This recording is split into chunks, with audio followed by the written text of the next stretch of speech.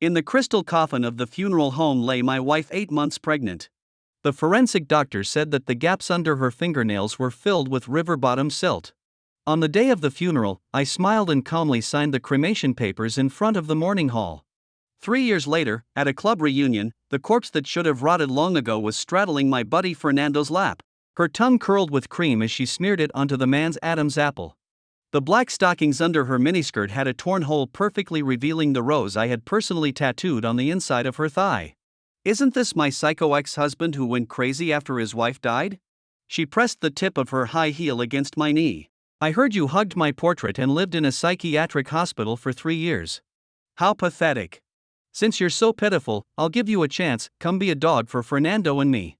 Kneel every day to put on my shoes, lick clean the floor I walk on. If you behave well. She lifted her foot slightly, a high heel dangling in midair. Maybe I'll reward you by letting you catch it with your mouth. I let out a mocking laugh. Who are you supposed to be? Juliet didn't know that during the years she had been dead, I had married the daughter of the richest man and my son was already 2. When the Rolls-Royce stopped at the club entrance and my wife came over holding our child, she fell to her knees screaming. How dare you marry someone else? You swore you would only love me. I wrapped my arm around my wife and chuckled. You actually believe what a madman says. Chapter 1. I had just acquired this club last month. When I came for an inspection today, I happened to see Juliet. She was wearing a leopard print mini-skirt, showing off a sultry pole dance on stage. Her moves were skilled and provocative, and the skirt fluttered high, revealing spring scenery beneath. Juliet's moves are insane. Fernando is gonna be over the moon tonight. Fernando, with the way she's twisting that body, I bet she practices on you like you're her personal pole every day. Lewd laughter and whistles erupted from the crowd below. Fernando curled his lips smugly. Claude, that loser, hugging a memorial portrait and crying every day. Who would have thought his wife is with me every single day now? Juliet swayed down the stage like a temptress. How could he ever compare to you? Then she batted her eyes, voice silky. When you don't want me anymore, I'll just go back and find that pathetic simp. Someone jeered. Damn sis, this fake death game has been going on for 3 years and you're still not sick of it. But sis really does have charm. I heard Claude lost his mind after you died. He went crazy, got some kind of mental illness, now he goes wild whenever he sees a woman. Their booth filled the entire place with raucous laughter. I turned to leave, but the manager hurried after me, lowering his voice. Boss, the guest in VIP 3 already owes $160,000. Judging by today, he plans to skip out again. He pointed directly at Fernando's table. At that moment, someone spotted me. Well, if it isn't Claude. Instead of going crazy at home, you came out here to embarrass yourself. The moment Fernando saw me, his expression darkened. So you're Claude. Juliet sat facing him on his lap, straddling him, licking cream off her fingertips as she sneered at me. Heard you went nuts after I died. Too bad, I don't remember any of it. Since you're so pitiful, I'll give you a chance. Come serve as Fernando's and my dog. Kneel every day to put my shoes on, lick clean the floor I walk on. If you perform well. She lifted her foot, letting the high heel sway in the air. Maybe I'll reward you by letting you catch it with your mouth. Juliet was still the same arrogant eyes, chin raised, as if nothing in this world was worth bowing to. 3 years ago, I adored this look of hers. Seeing it again now, it only filled me with disgust. A group of people snickered and mocked. Claude, you should be grateful. Juliet lost her memory yet still gives you the chance to be her dog. You better kneel and thank her. Yeah, look at you, 3 years of living worse than a person, becoming a mental case. Sis isn't even disgusted by you. If you agree, at least you'll have something to eat. Better than being a beggar like you are now. Fernando wrapped an arm around Juliet's waist, kneading her ass greedily. He grinned at me. Claude, we were best brothers, helping you take care of your wife was the least I could do. But now. He intentionally kissed Juliet's neck. Your wife loves my style. So why don't you start by pouring us tea and serving us? Serving us is already doing him a favor. If I wanted, he'd jump off a building without complaint. Looking at the two of them, I couldn't help but laugh. One used to be my best friend. The other used to be my beloved wife. One who'd once helped me generously when my career collapsed. The other who'd dashed into a burning building to save me. Her arm was burned, still bearing the bite mark I left when she forced me to stay conscious. Yet the sight of them now, fingers interlaced, was more scalding than the flames that once surrounded me. I lowered my gaze and asked coldly, "And who might you be?" "I came today to ask when all of you plan to pay back what you owe the club." Chapter 2.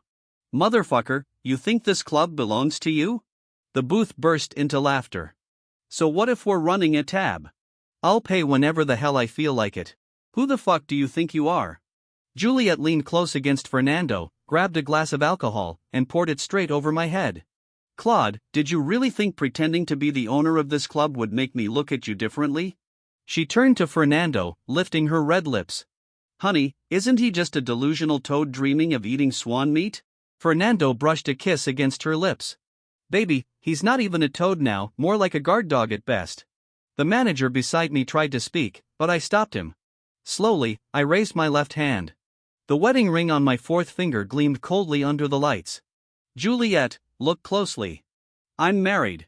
"Married?" She suddenly burst into shrill laughter. "Claude, do you even know who owns this club? He's the precious son-in-law of the richest family by seniority that makes him Fernando's uncle. And nobody like you dares pretend to be some rich young master. Believe it or not, I'll." A wave of disgust twisted in my chest. I didn't even know since when I had gained a good nephew like Fernando. Seeing my momentary distraction, Juliet snatched the ring right off my hand. Pain knotted my brows, and just as I opened my mouth, her voice cut in, dripping with mockery. "This cheap plastic ring. The kind you can buy 3 for $10 at a night market. And you dare pretend you're the richest family's son-in-law. I wouldn't touch it even if it were free. You're really out of your damn mind with poverty, aren't you?" The crowd erupted in even louder laughter. She casually tossed my ring into the wine bucket before her, completely fearless. My fists tightened. That ring was handcrafted for me by my wife using the Oppenheimer blue diamond. Small as it looked, it was worth tens of millions. Facing their ridicule, I snapped, "I'm not pretending. The ring is real." The words barely left my mouth when Fernando hurled a wine bottle at me. Blood streamed down my face in bright red trails. "For a bit of pride, you could pretend to be anything, but you chose to pretend to be my uncle. Look at you dressed like a damn bum, claiming to be the richest family's son-in-law. That's comedy gold." Juliet, watching the blood pour down my face, had a flicker of distress cross her eyes. Before she jumped into the river, we had been as inseparable as conjoined twins. That summer, we visited a small seaside town. She insisted we wake at 4 in the morning to watch the sunrise at the lighthouse. "They say wishes made here really come true." She leaned against my shoulder, the sea breeze messing up her hair. "What wish did you make?" I asked. She shook her head mysteriously. "If I tell you, it won't come true." Until I sorted through her belongings after her death, I hadn't known. Behind our wedding photo, she had hidden a lighthouse postcard. On the back, it said, "I want to love Claude until our hair turns white." In that moment, my vision blurred with tears. Someone suddenly kicked me hard from behind, dragging me out of my memories and back into reality with a surge of pain. Juliet slapped me several times, looking down at me from above. "Stop acting crazy. There's 100,000 in this card. Take the money and crawl back to your rented apartment." I abruptly lifted my gaze. "You still owe 60,000. Fernando scoffed. "You've been acting insane for too long. You forgot how normal people behave. Juliet is giving you money. Get lost already." I swallowed the metallic taste rising in my throat. "Not a cent less than 160,000, that's what you owe the club." She stared at me, disbelief flooding her face, unease flickering beneath. The bystanders who came to watch the drama laughed hysterically. "This lunatic still thinks he's the richest family's son-in-law." The thugs watching nearby laughed so hard they slapped their thighs. I've seen shameless beggars, but never someone this desperate for debt collection. "Shit, did you pawn your underwear too?" Chapter 3. The club manager was breaking into a cold sweat. He hurried over to help me up, but I signaled for him to stay silent. I extended my hand, staring straight at Juliet. "The money. And the ring." She glared at me, flustered. "Isn't the money in the card enough for you to buy a real ring?" I didn't understand where her emotions were coming from. Wiping the blood off my face with one sweep, I spoke with stubborn insistence. "You owe the club money, not a cent less. And my ring, you're returning it." Juliet raised a brow, smirking as she pushed a bucket of high-proof liquor toward me. "Your ring is in there." I reached for it, but she slapped my hand away. "You want it?" Drink the whole bucket. Fernando chimed in from the side, amused. Claude, drink it and I'll even add 60,000 for you. Not a bad deal, right? Juliet knew perfectly well that alcohol would send me into anaphylactic shock. In the past, whenever Fernando tried to force drinks on me at the table, she would always step in front of me, small figure trembling, eyes red. He can't drink. I'll drink for him. Cup after cup, she shielded me. Now, she was still the same person. But she stood in the shadows, cold-eyed, watching as Fernando gripped my jaw and forced the entire bucket of liquor down my throat.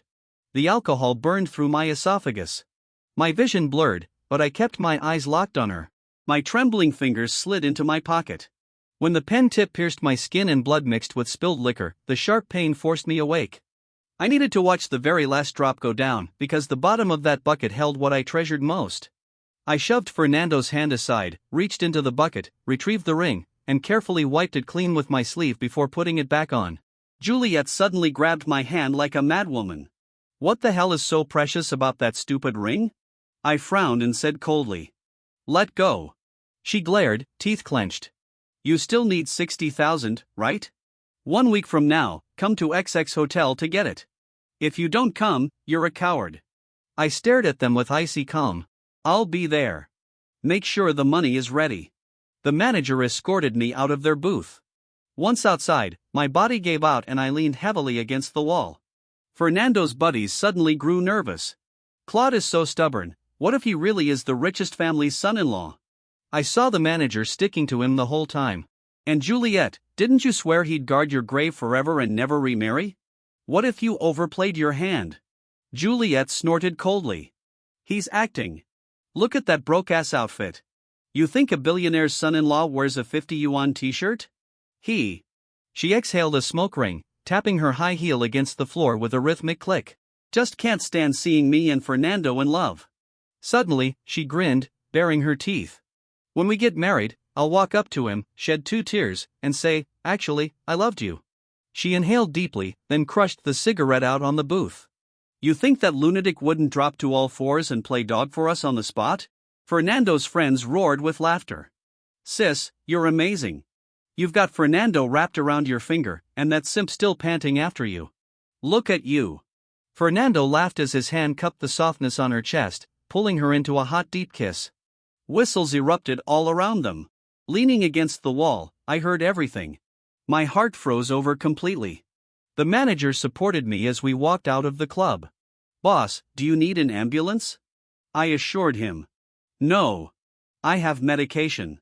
I fumbled in my pocket and pulled out an epinephrine injection. The moment the needle pierced my skin, it felt like a bucket of ice water crashing over me.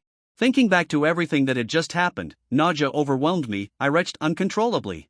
Juliet didn't know, on the night before she jumped into the river, I had received her farewell message. Chapter 4. My hands trembled as I opened my phone. That anonymous text stabbed into my eyes like a blade. Claude, you think Juliet ever wanted to have a child with you? She'd rather die than keep being loved by you. Tomorrow is the death anniversary she carefully picked, what a coincidence, the same day as your proposal anniversary.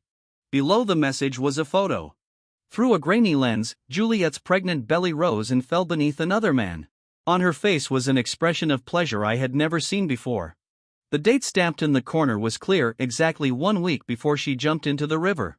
So on the day the rescue team declared her lost and unrecoverable, when everyone thought I would collapse, scream, break, fall apart, I merely took her belongings with a blank face, quietly threw them into the fire, and burned away every last piece of love I ever had for her. News of Juliet being alive spread quickly. Friends and relatives bombarded me with questions. Soon after, on WeChat Moments, Fernando posted their sweet wedding photos, with the caption, "Even if you were once kissed by a dog, I don't mind. I still love you the same." My relatives, after reading that, looked at me with pity again. Juliet then sent me a voice message, and I could imagine her expression even through the screen, pitiful and mocking all at once. Hey, you pathetic simp, next Saturday at XX Hotel, don't forget to come pick up your 60,000 tip. She deliberately dragged her voice.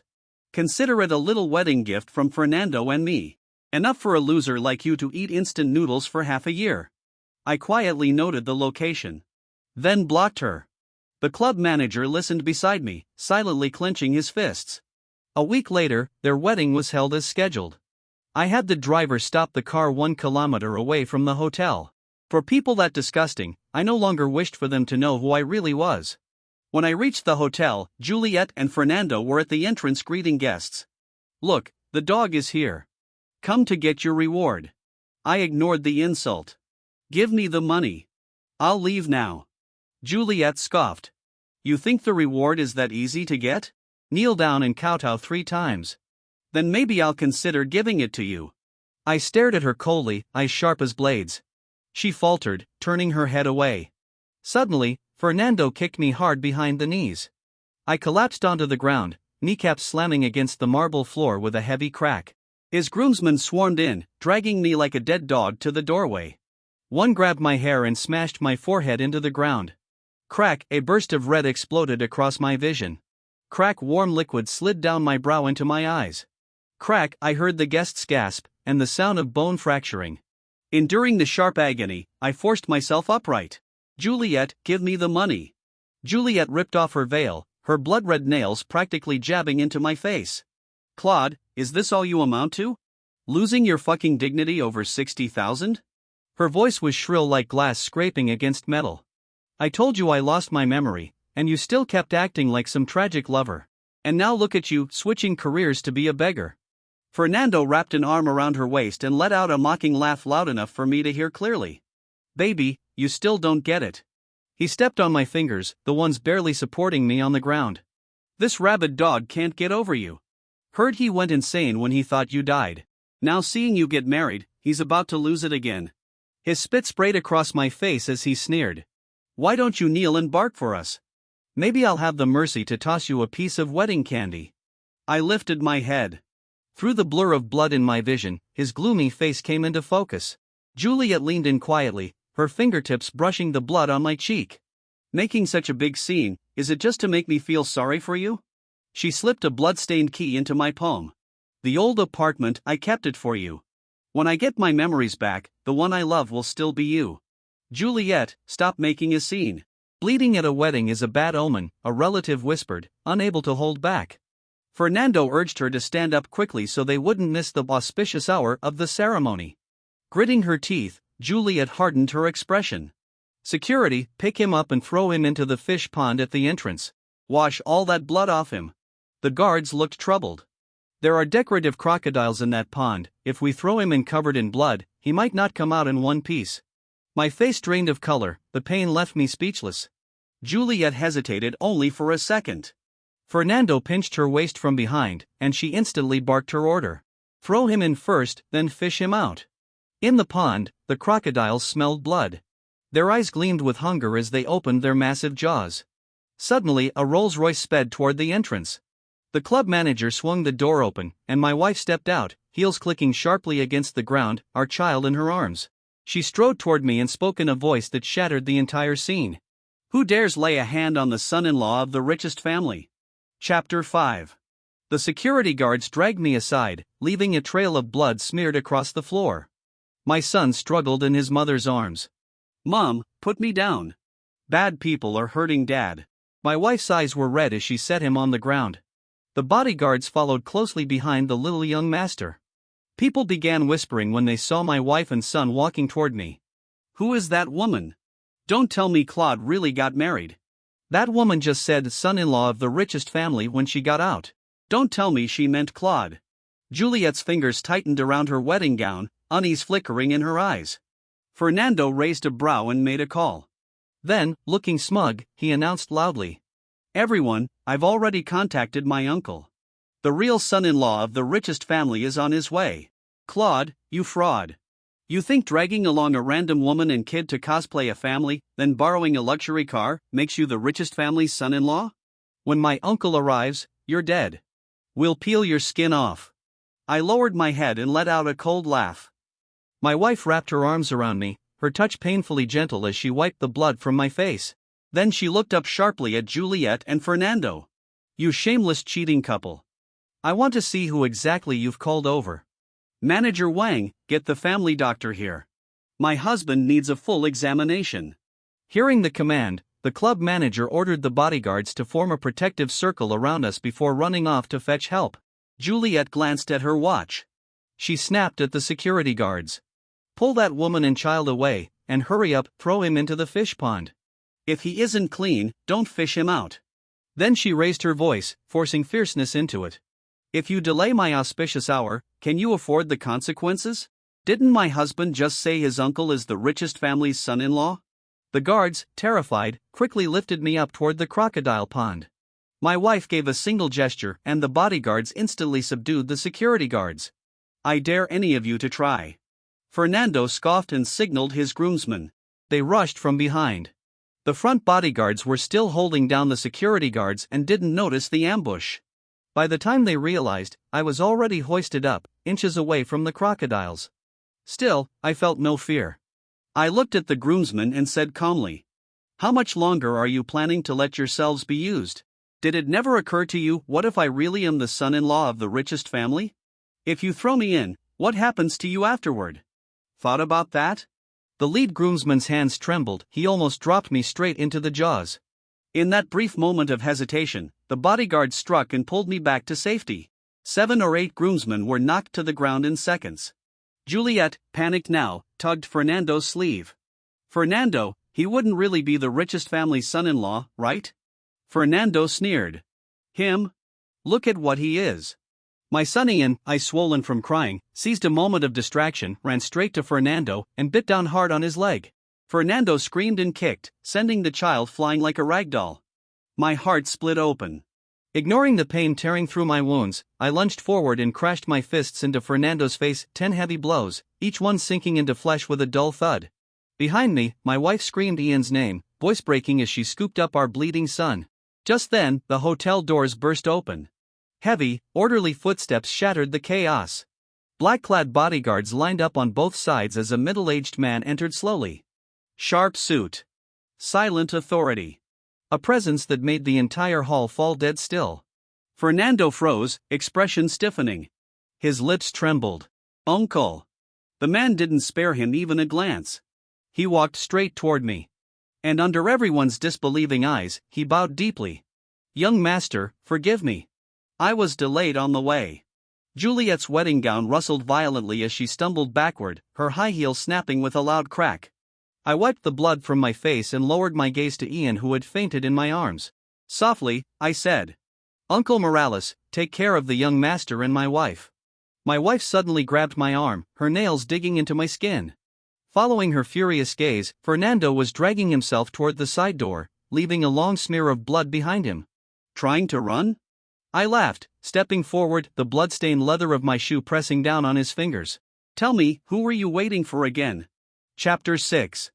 Fernando's fingers cracked beneath my shoe, the sound sharp enough to make teeth ache. He screamed, lifting his head, his face drenched in blood and cold sweat. Claude, who the hell are you? His voice broke with pain. Juliet collapsed onto the floor beside him, panic twisting her expression. I pointed at the gash splitting my forehead and at my mangled fingers. You think you're worthy of knowing who I am? Fernando's eyes darkened. He spat at me. You're nothing but trash. Then, like a rabid dog, he suddenly lunged at Uncle Morales's trouser leg, clutching it as he wailed with snot and tears. Uncle, you have to help me. This low-life bastard. He yanked open his blood-stained shirt, revealing the bruises on his chest. Look. He tried to kill me. He ruined my wedding with Juliet. Uncle, you have to stand up for me. Uncle Morales slowly crouched down. His polished leather shoe pressed against Fernando's face as he said lightly, almost casually, as if discussing the weather. Fernando, you want me to stand up for you? Suddenly he grabbed Fernando's hair, forcing his head up. With his other hand, he pointed at me, blood covering my body. Do you have any idea that the man you wanted thrown into the crocodile pond is the real son-in-law of the richest family? Fernando's eyes widened, disbelief warping his face. Impossible. Uncle, this is impossible. You're the richest family's son-in-law. A cold smile curved on Uncle Morales's lips, a smile like a dull knife scraping bone, chilling everyone to the core. He released Fernando's hair, then slowly pulled a handkerchief from his suit pocket and wiped his hands clean as if he had touched something filthy. Son-in-law of the richest family? He lowered his gaze to the collapsed Fernando, eyes filled with pity as though looking at an insect. I am merely the steward, an occasional problem solver, of young Master Claude. The words detonated in the hotel lobby. Guests gasped in shock one after another. Juliet's face drained of color. Her carefully styled hair fell apart, her whole body collapsing like her bones had been pulled out. I stood up with unconscious Ian in my arms. Blood from my wounds dripped onto the carpet, blooming into dark red flowers. "Uncle Morales," I said softly, "clean this up." Suddenly Fernando burst into manic laughter. "Claude, you think this means you win?" He yanked a dagger from inside his jacket. "Even if I die, I'm dragging you down with me." Bang! The gunshot exploded through the hall. Fernando froze, the dagger still in midair. A bullet hole bloomed in his arm. His eyes rolled back as he toppled backward, falling with a hard thud at Juliet's feet. Juliet released a shrill, inhuman scream. She scrambled backward on all fours, dragging her wedding dress through a foul wet streak. She had lost control of her bladder. I covered Ian's ears and nodded toward Uncle Morales. "Thank you." As I turned, I caught a glimpse of Juliet being dragged away by bodyguards. Her fingernails scraped 10 bloody streaks across the floor as she shrieked. "Claude, Claude. You swore you'd only love me in this life. How could you marry someone else?" I wrapped an arm around my wife and laughed softly. "You even believe the words a lunatic says?" Little Ian stirred in my arms, his small hand instinctively clutching my collar. My wife leaned closer, eyes red. I lowered my head and kissed her trembling eyelids. "Baby, why did you bring Ian here?" Her tone carried a hint of anger. "Thanks to Manager Wang. I was taking Ian to visit our father today. Just as we left home, I got his call saying you might be in danger." Her fingers tightened around my sleeve, knuckles pale. "He told me everything. I was so scared I didn't even change clothes." I grabbed Ian and rushed over. My trembling fingers brushed Ian's pale little face. Blood stained the corner of his mouth. Suddenly my wife seized my wrist. "Claude, look carefully." She turned my face toward the wrecked hotel lobby, forcing me to take it all in. "Remember every face here. They showed you no mercy, so we owe them none." The grand doors slowly closed, sealing away all the filth and madness behind us. I tasted the blood on my molars and let out a low laugh. Good.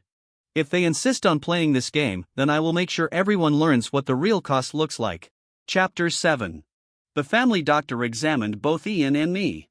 He said my skull was fractured and I needed complete rest. I couldn't move for now. Fortunately, Ian only suffered superficial injuries. During my recovery, Uncle Morales brought me a video.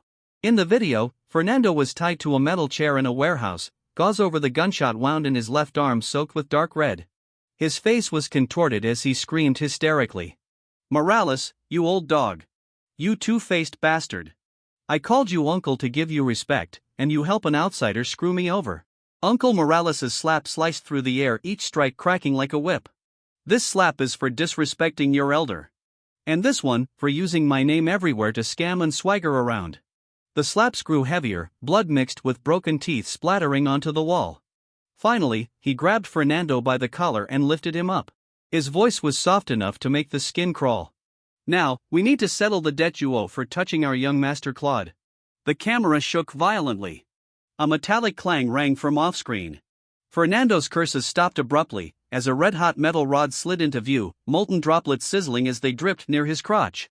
"I heard you enjoy kicking children." Uncle Morales's voice carried a chilling amusement. The shadow of the iron rod danced across Fernando's face. "What a coincidence, our CEO just acquired the entire city's urology hospital." The video froze on the spreading suspicious stain in Fernando's lap. Fernando shrieked like a wild dog whose tail had been crushed, his face streaked with tears and snot. "Claude, Claude. My worthless little life isn't worth your trouble." He tried crawling forward, the iron chair screeching horribly across the floor. "Treat me like a fart, no, no. I'm not even worth a fart. Please, spare me." He suddenly choked and coughed violently, bloody foam dripping from his lips. I'll be your horse. I'll let young Master Ian ride me, just please stop torturing me." "Young Master, should we handle him now?" Uncle Morales's voice came from off-camera. I stared at Fernando's twisted face on the screen, my fingers gently stroking Ian's brow still furrowed even in sleep. "No hurry. Let him taste what rust mixed with blood feels like first." At Uncle Morales's signal, 2 men in black stepped forward and forced Fernando's jaw open. MFF. Cough, cough.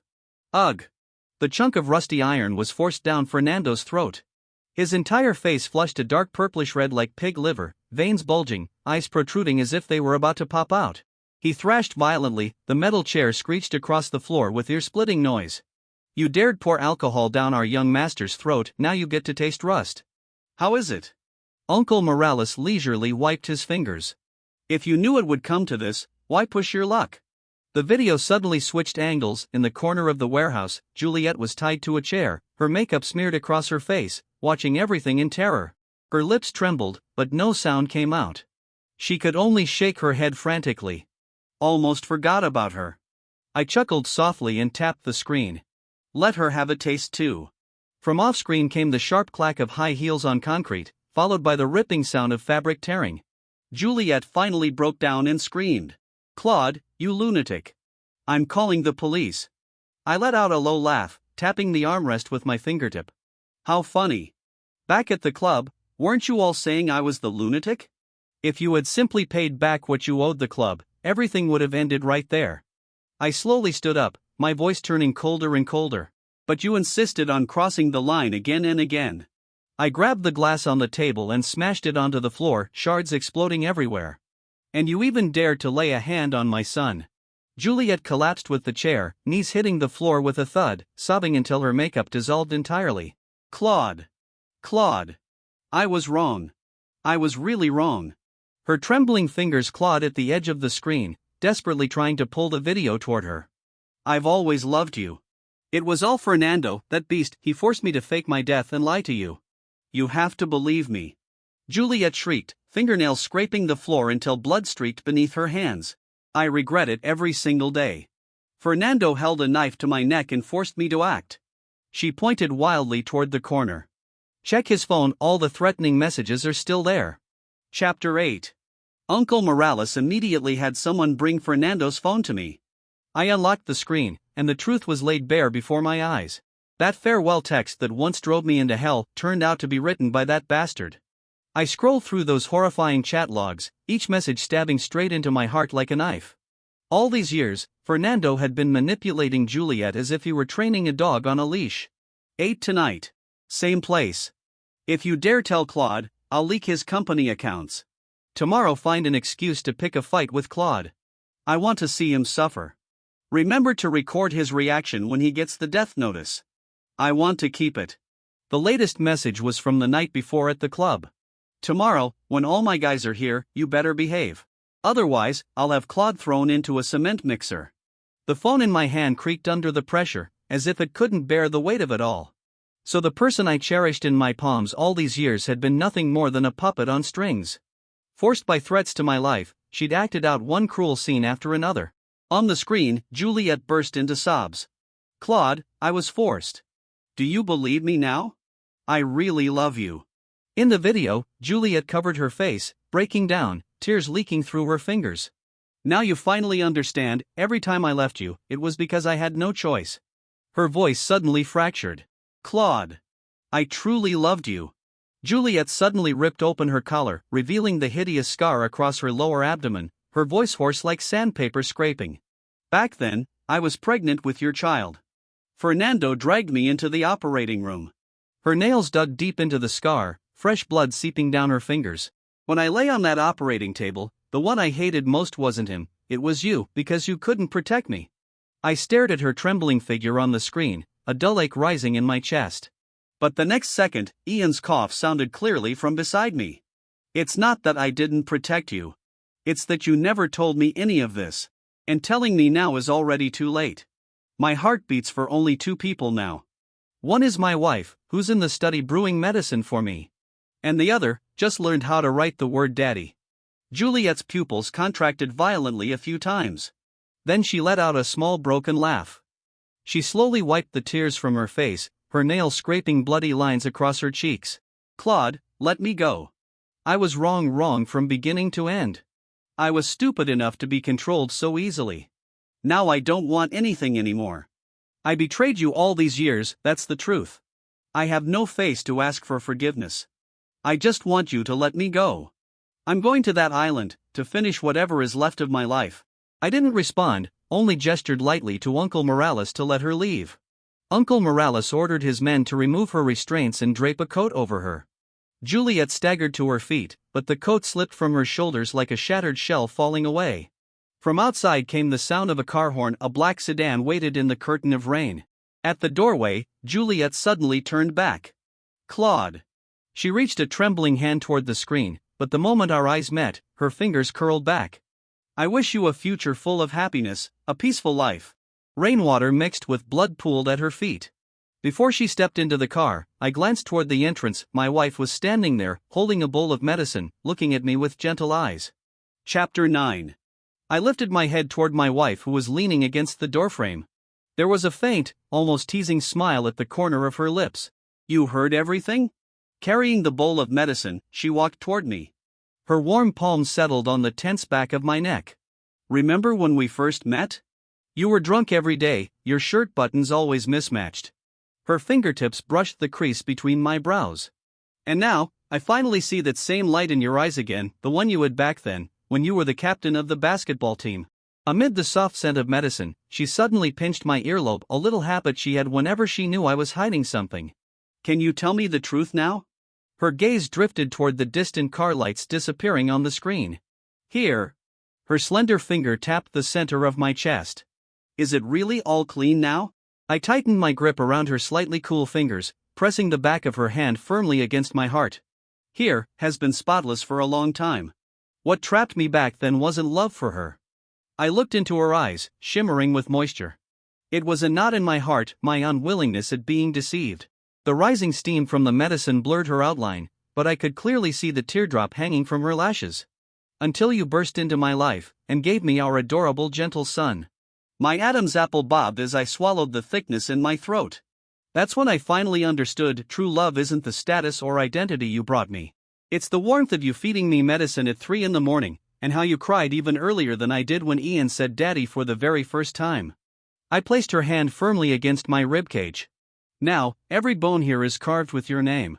Her fingertip brushed against my heartbeat, and she suddenly trembled, because the rhythm inside my chest matched perfectly with Ian's steady breathing from the next room. I looked at the beautiful woman in front of me and said solemnly, "Wife, I love you." Her eyelashes fluttered and she nestled softly into my arms. On the other end, Uncle Morales glanced at the barely human half-ruined Fernando and called me for instructions. "Young master, how do we handle him now?" From the other side came Fernando's hoarse roar. "Claude, you bastard. Even if you know everything now, I'm not afraid of you. So what if you're the richest man's son-in-law? If you kill me, you'll pay with your life. You won't die a peaceful death." I listened quietly, a mocking smile tugging at my lips. "Why would I kill you?" Fernando spat a mouthful of blood, its dark shine chilling under the light. "Claude, what I hate most is that look of yours." He yanked wildly against the chains, blood spraying onto the camera. "Ever since we were kids, you're always so calm, so composed, like the whole damn world is supposed to kneel for you. You know something?" He tilted his head, eyes crazed. "I arranged for Juliet to meet me on your wedding anniversary, right on your marital bed." She was acting especially seductive. A wet, dark clot rose from his throat. Cough, cough. "And you, working overtime that night, you looked just like a pathetic dog. Ha ha ha." I stared calmly at the screen as police sirens grew louder from afar. Fernando burst into hysterical laughter, his handcuffs clanging against the metal chair. "Ha ha ha. The police are here, Claude, do you see? This is retribution." Uncle Morales adjusted his cuffs with leisurely grace and flung a stack of documents into Fernando's twisted face. "Embezzlement in 2018. Intentional injury in 2020. The tip of his shoe lifted a photo. And this is last week's footage of you sending men to tail young Master Claude, high definition." When the police broke down the door, all color drained instantly from Fernando's face. Through the reinforced glass of the police van, I watched him being dragged in like a dead dog. Then I slowly pressed the call button. "Remember what you said?" My voice was quiet, almost gentle. "Some retribution arrives late, but it never forgets." I hung up softly and wrapped my wife tighter in my arms. Uncle Morales sent one last message, all taken care of. Fernando had a sudden psychotic break in the detention center, bit off 3 fingers of another inmate. I lowered my head and kissed the smiling corner of my wife's eye. On the bedside table, Ian's newest crayon drawing fluttered softly in the night breeze. Three little figures holding hands, and above them, a sun carefully colored in with a golden crayon. The past had already become the past. And the future would surely be filled with sunlight.